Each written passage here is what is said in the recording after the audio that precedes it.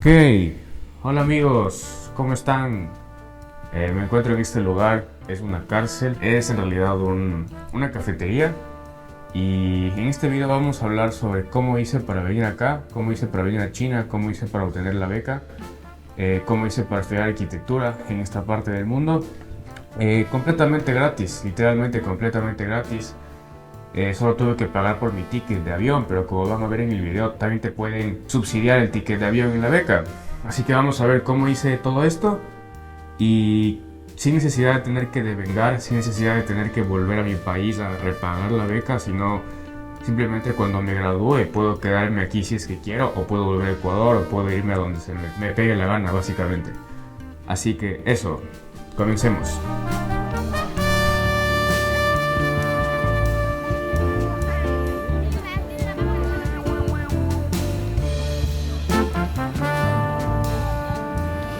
Listo.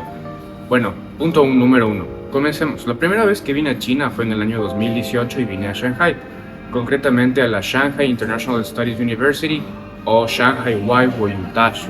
Becado, igual 100% de la beca completa para estudiar chino durante 6 meses. Y después de eso volví a mi país en 2019 y inmediatamente apliqué a otra beca que es la beca del gobierno chino.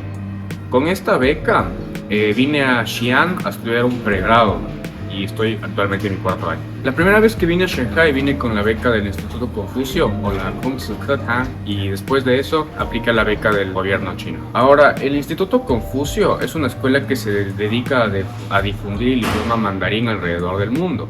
Para que nos entendamos, es algo así como la Alianza Francesa para el francés y Francia, o el Instituto Goethe para el alemán y Alemania, o el Instituto Cervantes para el español y España. El Instituto Confucio es el equivalente al mandarín en China.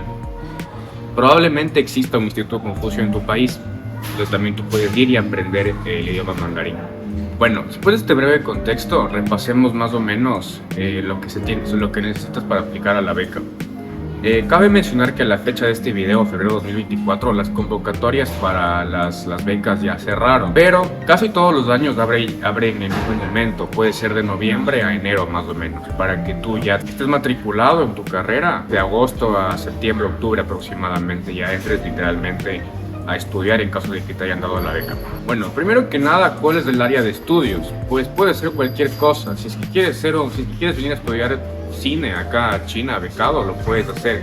Si es que quieres ser astronauta, en este caso taikonauta, como estamos en China, también lo puedes hacer. Si es que quieres estudiar una carrera STEM o una carrera de arquitectura o una carrera artística, creativa, lo que sea, puedes venir a estudiar. Mientras sea de tercer nivel, va a haber una beca para eso. ¿En qué idiomas? Estarán preguntando. Pues en principio tienes 3 opciones. Obviamente en chino, en mandarín, que es como yo estudio. También puedes estudiar en inglés o puedes estudiar un programa de 2 idiomas, o sea que se enseña en inglés y en mandarín también, como vamos a ver a continuación. La beca cubre básicamente todo, a excepción del ticket de avión, pero también puedes aplicar para que te subsidien el ticket de avión si es que es tu caso que no puedas pagar. Eso también te lo pueden pagar, o convirtiendo en una beca 100% gratis. Entonces ustedes se estarán preguntando, esto suena demasiado bien, o sea, suena como que demasiado bien para ser verdad, es una beca muy completa. Y la verdad es que sí, es una muy buena beca. Y de hecho es tan buena que cada vez es más difícil tenerla, así. Por ejemplo, cuando yo apliqué, hubo ciertos pasos que, según lo que estoy viendo en la convocatoria de este año, ahora sí te exigen. Por ejemplo, cuando yo apliqué en 2018 y en 2019, el examen HSK, que es el examen Hanyu Shuiqing Haoshi, que es el examen de proficiencia de tu nivel de mandarín, no era un punto necesario, aunque si es que tenías el HSK te mejoraba mucho más las posibilidades de entrar a una buena universidad, pero a día de hoy esto ya es un requisito inamovible. Bueno, ¿qué cubre la beca exactamente? Primero que nada, cubre el costo del programa, o sea, toda la educación y las matrículas, el alojamiento, o sea, cuando llegues acá vas a llegar puedes vivir dentro de la universidad en una residencia. También te cubre un seguro médico y te dan un estipendio mensual. O sea, ¿qué quiere decir eso? Que te van a dar dinero mensualmente para que tú puedas vivir aquí en China. En el caso de los pregrados, o sea, digamos de la carrera de 4 o 5 años, te van a dar 2.500 yuanes. que es aproximadamente unos $400. Voy a dejar la conversión en pantalla igual. Ya. En mi caso me dan ese tipo de beca. Yo puedo decir que es una beca es un estipendio mensual con el cual tú puedes vivir. O sea, no se te va a quedar corto a menos que salgas demasiado. Pero bueno. Para posgrado, el estipendio mensual es de 3.500 yuanes y para PhD es de 4.500 yuanes. Ahora, ¿cuáles son los prerequisitos? Primero que nada, no ser ciudadano chino, estar en buena salud mental y física, ser graduado del colegio y ser bachiller o del instituto o del liceo, como le digan en tu país. Si es que aplicas para pregrado tienes que ser menor de 25 años, si es que aplicas para máster tienes que ser menor de 35 años y si es que aplicas para PhD tienes que ser menor de 45 años. En cuanto a estudios, como les dije antes, necesitas mínimo tener el examen HSK3. El examen HSK existen 6. El examen HSK3 es el mínimo que tienes que tener para poder aplicar a esta beca. Es como les dije antes, el HSK es del Hanyu Shuiqing Haoshu, el examen de suficiencia del idioma mandarín. Entonces el HSK3, como les dije antes, es un equivalente según el marco europeo a un nivel B1. Si aplicas para un programa en inglés, vas a tener que presentar tu suficiencia de inglés también, que puede ser el TOEFL o el examen SL. Una vez que tengas estos prerequisitos, vas a necesitar el último, que es la carta de preadmisión de una universidad. En principio esto no es un paso obligatorio, pero si es que tú ya tienes visto una universidad a la que quieras ir, va a ser mejor si es que tú presentas la carta de preadmisión al comité de becas y va a hacer que tengas una posibilidad más alta de obtener la beca para esa universidad específica a la que tú quieres ir. Personalmente yo creo que esto es un paso muy importante porque China es un país demasiado grande, como ya se sabe, o sea, más o menos tienes que pensar que es como 3 de Europas en uno. Entonces eso quiere decir que hay muchas universidades y evidentemente no todas las universidades van a ser del mismo nivel que otras.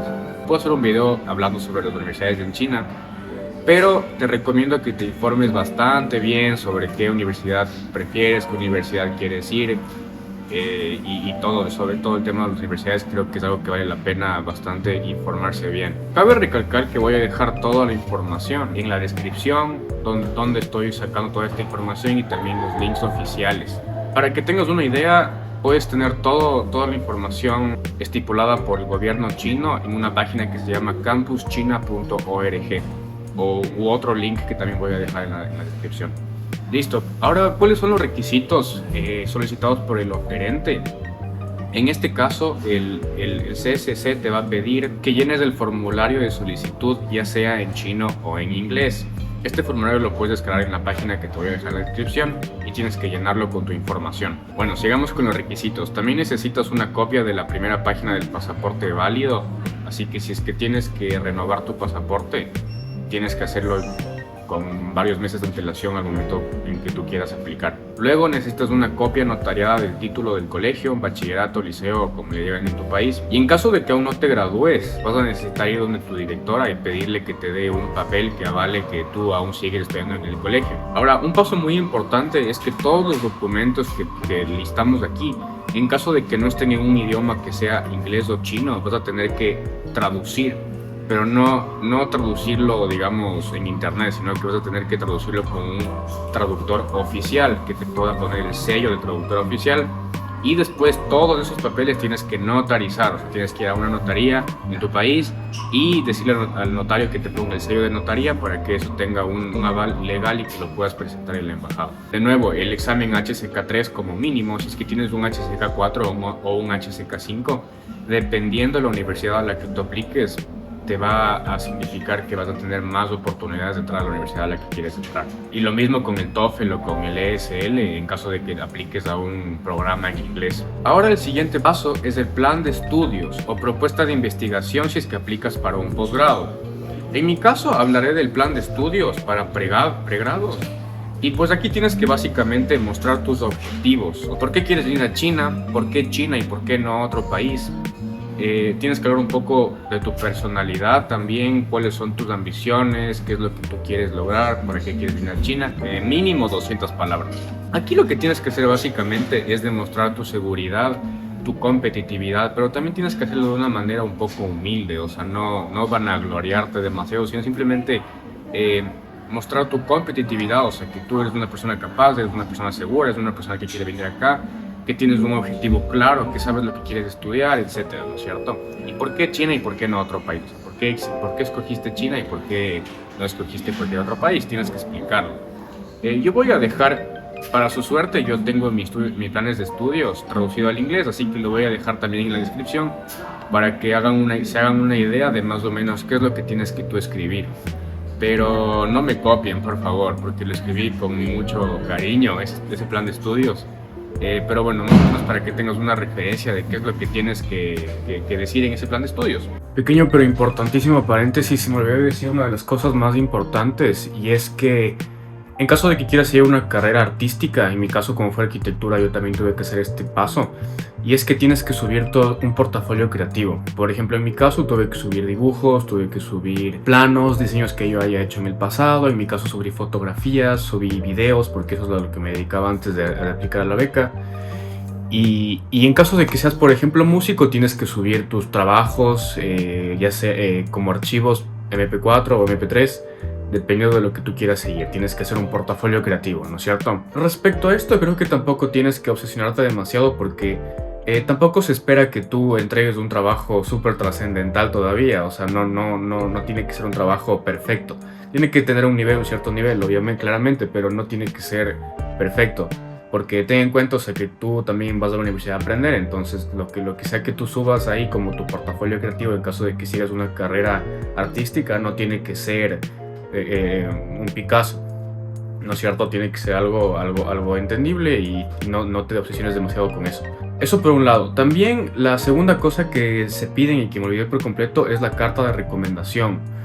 2 cartas de recomendación. Esto, si es que estás, de nuevo, como dije en el video, si es que estás en un instituto Confucio, en una universidad, es más fácil, porque le puedes pedir las 2 cartas de recomendación a tu profesor que te daba chino con el que aprendías mandarín, o al director de tu escuela, o cualquier persona que tenga algún peso académico en tu país o en donde sea. Si es que es chino, mejor, ¿no es cierto? Esa nota tiene que estar sellada, y eso también, de nuevo, sube las posibilidades de que te den la beca. He escuchado que cuando estás en la universidad es un poco más difícil, porque tienes que ir corriendo detrás de los profesores para que te den la carta de recomendación, pero es así. Te va a tomar tal vez un poco de tiempo o tal vez nada, pero es algo que se tiene que hacer. Ahora, como última cosa, es que al parecer yo me enteré ahora que, bueno, o sea, ya aplicas para la beca y entras a todo el sistema y el proceso para la beca, y a partir de ahora al parecer hay un examen de selectividad. En Ecuador le decimos el prepo, el preuniversitario. O sea, es como un colegio técnico que te dan antes de entrar a la universidad. Puede ser en la universidad a la que te aceptaron, o en otra universidad en alguna otra parte de China, donde básicamente te enseñan chino durante un año y también te preparan para la carrera. En caso de que sigas, por ejemplo, arquitectura, supongo que te deben dar precálculo, informática, geometría, matemáticas, ¿no es cierto? O sea, eso es como que te preparan para la carrera y te enseñan chino durante un año. No puedo dar mucha información al respecto más de la que mis amigos me han contado, porque yo cuando yo apliqué no tuve que hacer nada de esto. Tuve que dar una especie de prepo, pero no había un examen de selectividad cuando yo entré a la universidad. Simplemente tenías que pasar esas materias. Pero al parecer ahora esto forma parte de otro sistema, de otro proceso. O sea, hiciste un prepo, hiciste un preuniversitario, hiciste un examen de selectividad. Entonces, sí, o sea, supongo que tienes que pasar ese examen del CSC. Y eso, a mucha gente tal vez esto le parezca algo no muy bueno, porque hace que tengas que estar un año más previsto, pero ten en cuenta que eso también cubre la beca, y que no es un año perdido, es un año que vas a mejorar tu chino si es que tu chino todavía no es lo suficientemente bueno. Algo que yo recomiendo mucho, porque como ya van a ver en el video, si es que no tienes un HSK 3 o 4 se dificulta bastante. Y también es un año en el que te van a preparar, y eso sí creo que es algo bueno. O sea, no vas a perder tu tiempo, están preparando y te están enseñando chino. Y eso, y ahora sí, como última cosa en este pequeño paréntesis súper importante, es que todos los trámites tienen que estar al pie de la letra como te piden en los documentos. No, o sea, si es que dice que la foto tamaño de carnet tiene que medir 25 por 25, no puede medir 25 por 26, tiene que medir 25 por 25. O sea, todo lo que te piden tiene que estar al pie de la letra, porque si es que no está al pie de la letra, simplemente no te lo van a dar. Entonces, eso. Pequeño paréntesis súper importante, me olvidé eso de decir eso en el video, pero bueno, sigamos.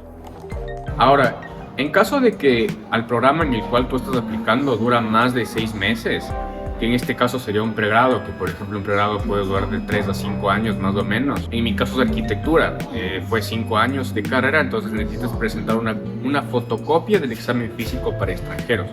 En caso de que tu estadía en China, tu programa de China dure más de 6 meses. Ahora, este tema del examen médico internacional para estudiantes, te lo tienes que bajar de la página de Campus China y tienes que ir donde tu doctor de cabecera y hacer que te haga los exámenes que te especifican ahí. Esto en realidad es mucho más simple de lo que parece, porque simplemente necesitas hacer los exámenes y que tu profesor escriba en inglés, que lo puede hacer con tu ayuda, si es que en caso de que tu doctor no sepa inglés, tachar todos los casilleros diciendo que no tienes ninguna enfermedad de las que aparece ahí, y luego tiene que ser sellado por el doctor, y eso lo llevas igual traducido y notariado. Como les dije antes, todos los papeles de los que hablamos aquí, en caso de que no estén en inglés o en chino, tienes que traducirlos y notariarlos, y si es que ya están en inglés o en chino, tienes que solo notarizarlos. Eso sí, el examen solo tiene una validez de 6 meses, así que tienes que hacer los 6 meses antes de que apliques. Si eres menor de edad, tienes que sacar un permiso de salida del país, y no por tus padres o por tus representantes legales, obviamente, para que te den permiso legal de que tú puedas salir del país e irte a China a estudiar. Luego necesitas el certificado de no tener antecedentes penales. Esto tienes que ir a la comisaría policial de tu ciudad o de tu lugar del mundo y pedirle que te dé un certificado que avale que tú no has cometido ningún crimen ni nada por el estilo. Y en caso de que no esté en inglés o en español, tienes que traducirlo de nuevamente y notarizarlo. Y por último, de nuevo, la carta de preadmisión de la universidad en caso de que tú tengas una. Yo sinceramente recomiendo bastante tener una carta de preadmisión a la universidad a la que tú quieras ir, porque eso va a hacer que todo sea más fácil y que tú también tengas una idea clara de la universidad a la que tú quieres ir. Pero sin embargo, no es un paso obligatorio. Tú puedes obviar esta parte del proceso y hacer que el CSC, o sea, el gobierno chino, elija una universidad por ti. Pero esto no es muy recomendable porque si es que no conoces la universidad, porque puede que te toque una universidad que no es tan buena, o que tal vez no es tan buena en la carrera que tú quieres seguir. Entonces recomiendo fuertemente que tú hagas tu propia investigación sobre qué universidad quieres ir y qué universidad tiene la carrera que tú quieres seguir, y que la carrera a la que tú quieres seguir tenga un nivel competitivo. Tampoco creo que, esto también quiero aclarar muy bien, o sea, tampoco creo que debes obsesionarte demasiado con los rankings internacionales y todo este tema, porque la verdad es que la universidad también la haces tú mismo, o sea, la universidad la hacen los estudiantes, y obsesionarse demasiado con los rankings internacionales, que si es que el ranking de Shanghai, que si es que el QS, va a hacer que sea un proceso muy tedioso, y la verdad es que al final del momento ni siquiera vale tanto la pena. Pero al mismo tiempo creo que sí tienes que ver una universidad que sea lo suficientemente competitiva y que se ajuste a lo que tú quieras seguir. Puedo hablar también, hacer un video al respecto, hablando sobre las universidades chinas en caso de que necesiten o de que quieran este tipo de información en el futuro. Luego, todos estos documentos tienes que subirlos a la página del CSC o del Instituto Confucio, que en este caso, en el caso de Ecuador, todo tipo de aplicación se tiene que subir a una página que se llama la ECUA. En esta página tienes que subir todos tus documentos habilitantes y luego solo te queda esperar. Probablemente casi un año hasta que te llegue algún tipo de confirmación de parte de tu embajada, ya sea de tu embajada, de la universidad o del CSC o del Instituto Confucio donde estés yendo, etcétera. Ahora, aquí yo creo que hay que hacer un paréntesis, o sea, si es que tú estás aplicando de parte de una universidad o del Instituto Confucio, esto es un poco más fácil porque va a hacer que el Instituto Confucio te ayude a hacer toda tu aplicación, entonces hace que el proceso sea mucho más llevadero. Obviamente también puedes hacerlo por tu cuenta, pero si es que tienes a alguien que te ayude, todo va a ser mucho más fácil. Ahora, los requisitos solicitados por el CENESID. En este caso del Ecuador, el CENESID es el hombre del medio, básicamente, son los mediadores. Ahora, mucha gente cree falsamente que como el CENESID está regulando este tipo de beca, tú tienes que volver a Ecuador a devengar, o sea, tienes que repagar tu beca y volver a Ecuador. Esto no es así. ¿Por qué? Porque la beca no te la está dando el Ecuador, no te la está dando tu país ni el CENESID, te la está dando el gobierno chino. y el gobierno chino no te exige volver a tu país, ni devengar, ni nada por el estilo. Así que tú, si es que quieres, después de graduarte, puedes quedarte en China, puedes volver a Ecuador o puedes hacer lo que se te cante, básicamente, porque no le debes nada a nadie en ese aspecto. Entonces sí, o sea, quiero dejar esto muy claro, no tienes que devengar ni nada por el estilo en este tipo de becas. Así que sí, hay mucha gente que piensa que tienes que devengar y no es así, eso no es verdad. Ahora, requisitos para el CENESID en el caso de Ecuador. Necesitas un formulario de postulación. Esto puede variar de país a país, así que yo voy a dejar los links en la descripción, y ahí básicamente es información personal muy básica que tienes que presentar en el CENESID. Y listo, eso sería más o menos todo lo que necesitas para poder venir a China becado. Y la verdad es que yo lo recomiendo bastante, pero también al mismo tiempo es una beca tan buena que se está volviendo algo súper competitivo.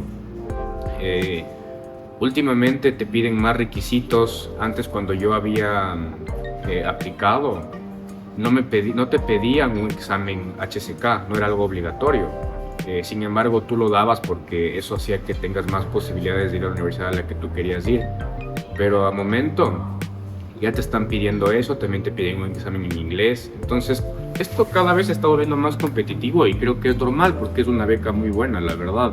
Listo, algo de lo que también quiero hablar y creo que también bastante gente me pregunta es el tema de las notas. Me dicen, pero es que yo en el colegio no tenía buenas notas o lo que sea. A ver, según el CENESID te pide cuando transcribes tus notas y los presentas como documento, te pide que mínimo tienes que tener un promedio de 7.5 sobre 10. Como les dije antes, la beca cada vez está siendo más difícil. O sea, hay más competitividad, hay más gente que está aplicando. Cuando yo apliqué no me pedían eso, solo me pedían mis notas sin más. Y ya, al parecer ahora te piden un promedio mínimo de 7.5 sobre 10. Pero la verdad es que, o sea, yo nunca fui un buen estudiante. O sea, las personas que me conocen saben que en el colegio yo era un caos completo, así. A pesar de que los tres últimos años, mejoré un poco mis notas, pero tampoco creo que sea demasiado importante. O sea, no creo que las notas sean algo que defina si es que sí o si es que no. En ese caso, yo creo que el examen HSK es mucho más importante. Lo que me lleva a hablar ahora del HSK. Yo cuando vine a China la segunda vez, la primera vez que vine, como les dije antes, yo solo había dado el HSK 3. En ese caso, como yo solo vine 6 meses y no era un programa muy serio, por así decirlo, muy serio, entiéndase como algo que no... Era simplemente más como un semestre de verano. O sea, tú venías acá a Shanghai a pasarla bien, a aprender chino, pero no tenía un peso muy heavy académicamente, más que solo el aprender chino. Entonces, en el caso de Shanghai, el HSK3 fue suficiente para mí. O sea, yo podía defenderme en China y podía hacer todo lo que tuve que hacer durante 6 meses. Pero cuando yo vine el primer semestre a la universidad ya a estudiar la carrera, yo vine con un HSK 4 y sinceramente un HSK 4 para mí no fue suficiente. O sea, yo me sentía como un bebé, o sea, me sentía como un bebé, un bebé medio bobo, así, o sea, no podía, ¿cómo se dice?, hablar chino. O sea, mi chino todavía no era lo suficientemente fluido simplemente con un HSK 4. Así que yo recomiendo que si es que tú cuando aplicas a la universidad y vas a estudiar en chino, tengas como mínimo un HSK 5, porque si no se te va a hacer muy difícil, así. Muy difícil. O sea, yo creo que un HSK 5 es lo mínimo que necesitas para estudiar aquí en China y que los primeros semestres al menos sean buenos. En mi caso yo solo vine con el 4 y se me hizo muy difícil. Y así que los primeros semestres para mí tuve que estudiar como que 3 veces más, así, para poder llegar al nivel al que necesitaba estar y poder tener una competitividad decente en la carrera. Entonces yo pienso que eso también es algo muy importante de lo que se tiene que hablar. Eso, o sea, todo lo que dije hasta hace un poco atrás, todo cuando mostré los requisitos cuando estaba sentado ahí, básicamente puedes pasar el video en esa parte y olvidarte. O sea, esa es toda la información que tú necesitas. Todo lo que voy a hablar a partir de ahorita es un poco ya mucho más soltado y de una manera más personal. Voy a explicar ya, o sea, cómo es el tema de verdaderamente vivir aquí en China, que es algo que también, o sea, tiene su contexto completamente aparte y completamente diferente. a pesar de que yo lo recomiendo 100% y creo que es algo que yo pienso, inclusive me atrevo a decir, o sea, que todo el mundo debería venir al menos una vez a China y ver lo que está pasando aquí, lo que está sucediendo en este lugar del mundo. Pero asimismo también pienso que China no es para todos. O sea, primero que nada, obviamente te tiene que gustar la estética de estos países de Asia. Tienes que tener un interés propio de tu cuenta por querer venir acá y por querer aprender sobre las culturas, pero también tienes que tener cierta resiliencia. Y es que, o sea, a pesar de que China es la segunda potencia del mundo y todo lo que se escucha, ¿no es cierto? O sea, es una potencia económica, una potencia financiera, nos van a conquistar a todos los chinos, eso siempre decimos. Pero la verdad es que China, o sea, sí, lo que se dice es verdad, pero también es un país que todavía está en vías de desarrollo. ¿Y es por qué? ¿Por qué es esto? Al menos no en todas partes, obviamente, ¿no? Porque si te vas a Shanghai, esa ciudad ya no tiene dónde más crecer, o sea, es decir, ya creo que no existe ciudad más futurista que Shanghai.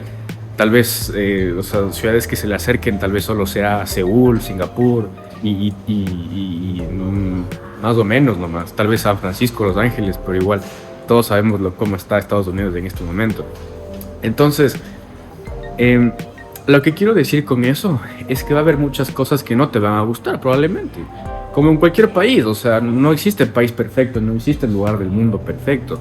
Pero en China tienes que ver eso desde una perspectiva muy diferente. Y es algo que, o sea, podría dedicar el canal entero, todos los videos que saque, a hablar solo sobre eso, solo sobre la cultura de China.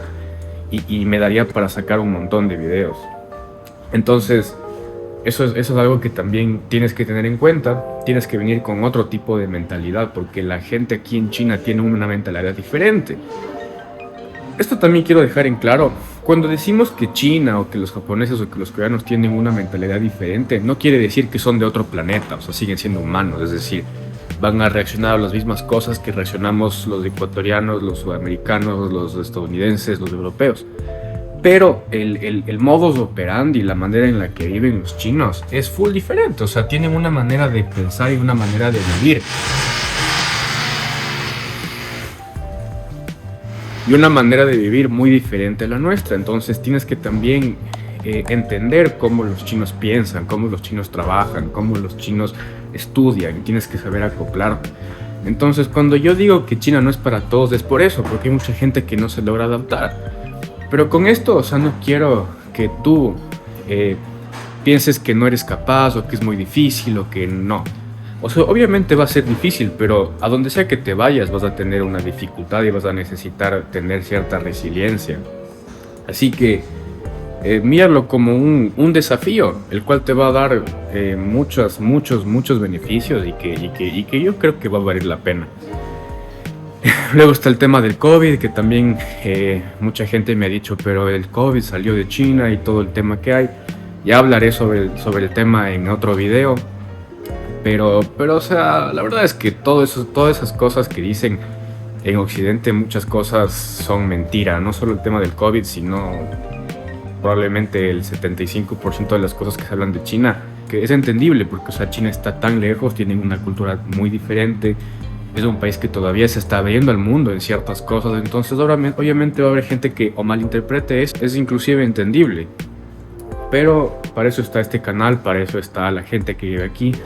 Para eso existen estas becas inclusive, o sea, es como que estás intercambiando información de la cultura china y a cambio los chinos conocen tu cultura, entonces es un intercambio cultural, por eso se llama así, ¿no es cierto? Entonces yo creo que todas esas cosas se tienen que entender desde un punto de vista más universal, en plan ciudadano del mundo, por así decirlo. Yo sé que a mucha gente le da cringe que se diga eso, pero es la verdad, o sea, tienes que ver las cosas con su propio lente, con su propia perspectiva, y así es como vas a entender China y vas a vivir de una manera más cómoda y más fácil en este país. Eso.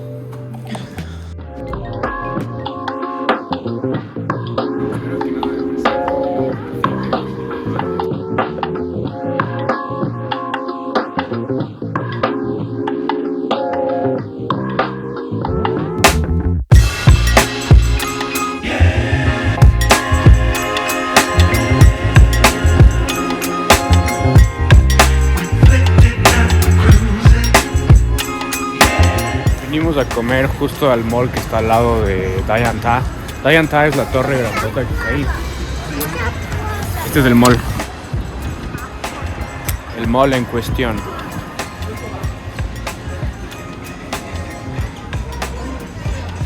Son los del Palworld. What the fuck.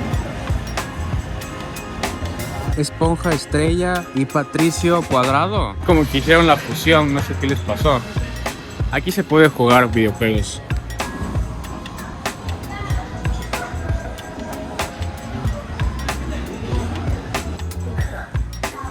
Amigos, aunque no lo crean, ese de ahí es un personaje de Dragon Ball.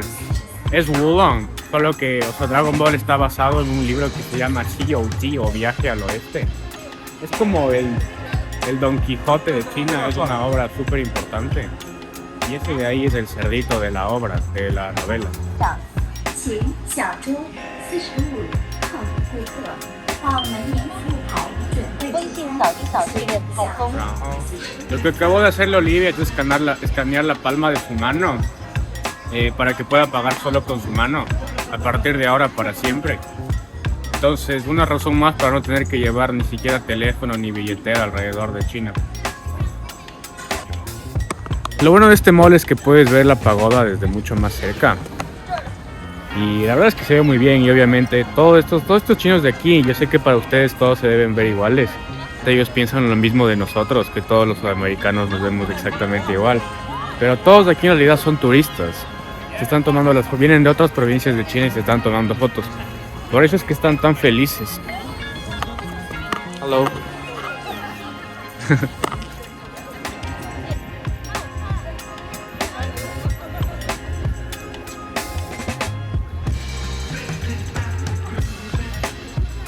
Esa pagoda de ahí debe tranquilamente tener más de 2000 años.